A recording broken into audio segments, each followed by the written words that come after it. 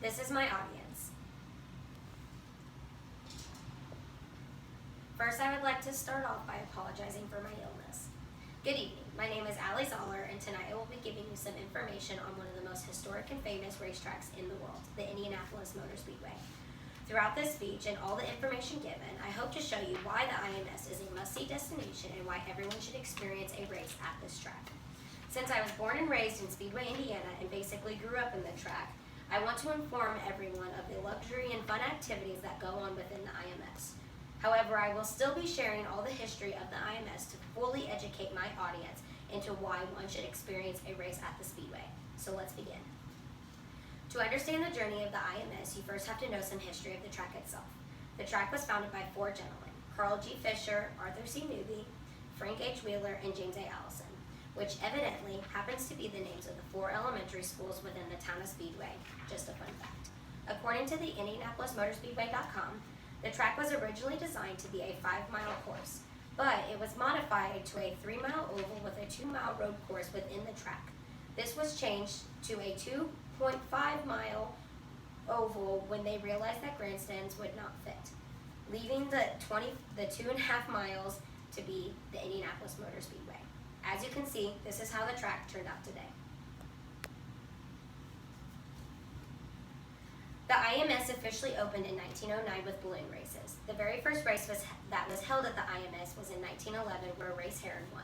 The highest speed, which happened to be Race Heron's, was clocked at 74.6 miles per hour. This is a crazy concept to grab considering that Indy cars today go over 200 miles per hour. The Indy 500 was considered the only big racetrack back then, however, now races have expanded. The IMS now holds races like the Brickyard 400, the MotoGP, and the Red Bull Air races. To give you a better understanding of how big the IMS actually is, there's a picture out on the internet how multiple huge historical landmarks can fit within the Speedway. Here you see these landmarks. These landmarks consist of the Vatican City, the Roman Colosseum, the White House, Taj Mahal, Yankee Stadium, the Statue of Liberty, and Liberty Island as a whole, the Rose Bowl Stadium, and even Churchill Downs. That is simply how large the Motor Speedway is. Just while the races can simply be very entertaining, the experience of the week prior and the events that happen on race day, or race weekend as I would call it, make it even more worth the trip to a little town of Speedway, Indiana. First up is Carb Day. Carb Day occurs the Friday before the race every year. This day is full of events that occur either on the track or within the track. While most people come to watch the pit stop competition or the Indy Lights 200 in the early morning, it just recently has been popular to enjoy concerts within the track itself.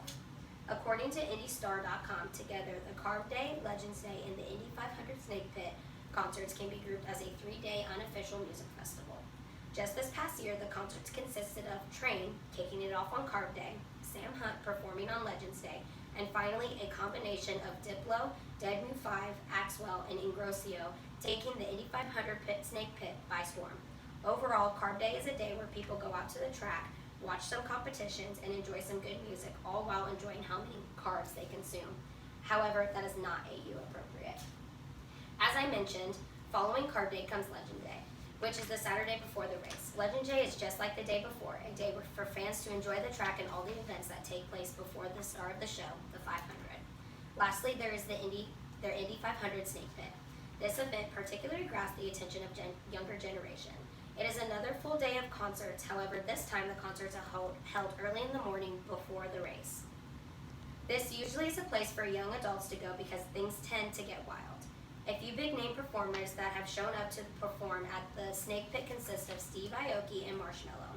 I was actually hit in the face with cake that Steve Aoki threw in the crowd when he was there the year he performed with Marshmello. Furthermore, a few things that happen locally and bring more pizzazz to the full IMS experience are some things that happen in Speedway. These consist of the Party on Main Street, or as I like to call it, Rockin' on Main, Georgetown Road, and the Coke Lot.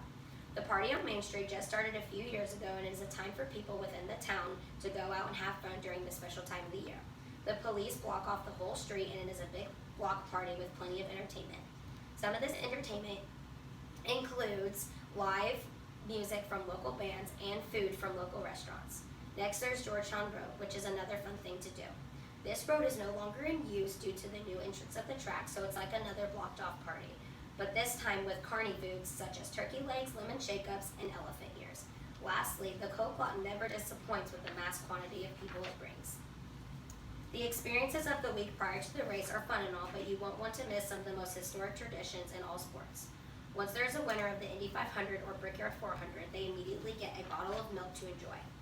This tradition started with Louis Mayer. According to a cited website, 3-time Indianapolis 500 winner Louis Mayer regularly drank buttered milk to refresh himself on a hot day and happened to drink some in Victory Lane as a matter of habit after winning his 1936 race. An executive with what was then the Milk Foundation was so elated when he saw the moment captured in a picture that he vowed to make sure it would happen in the coming years. There was a period between 1947 and 1955 when milk was apparently no longer offered, but practice was then again revived in 1956 and has been a tradition ever since. After the drinking of the milk, the driver gets all of his crew and even family, and they go out to the yard of bricks and kiss it. According to another cited website, the tradition of the kissing bricks was started by NASCAR champion Dale Jarrett. After his Brickyard 400 victory in 1996, Jarrett and his true Keith Todd Parrott decided to walk out to the start-finish line, kneel, and kiss the yard of bricks to pay tribute to the fabled history of the Indianapolis Motor Speedway. In conclusion, the Indy 500 is one of the biggest single-day athletic events in all the world. Thousands of people come from all over just to experience what the week before the race and race day are all about. The history of the IMS and races have gone on are very significant to the success of the Motor Speedway. If it was not for the 4 founders to get this started, there would be no Indianapolis Motor Speedway. The experience of race day and the week before are some of the best times people have in their lifetime. I personally have experienced this and it is something I love to do every year. The drinking of the milk and kissing of the bricks are the 2 most known traditions in the sports world. It is something that people go to the race for, to witness these special traditions. The Indianapolis Motor Speedway is one of the most historic landmarks that people may not know about. I believe that this is something everyone should experience. Thank you for your time.